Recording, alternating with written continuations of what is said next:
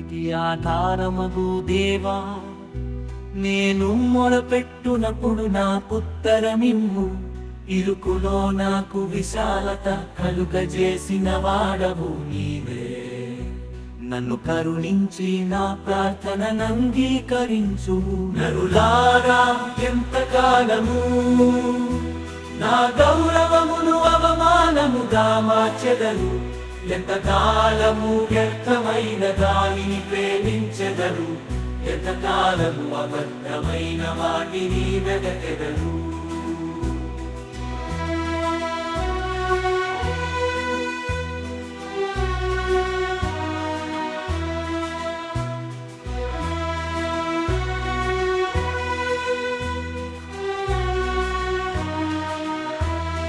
యెహోవా తన భక్తులను తనకు ఏర్పరచుకొనుచున్నాడని తెలిసి కొనుడి.